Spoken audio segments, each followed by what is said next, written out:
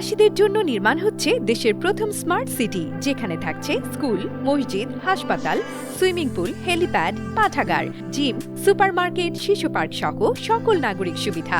মাত্র ৩০ লাখ টাকা বিনিয়োগে মিলছে আকর্ষণীয় ফ্ল্যাট।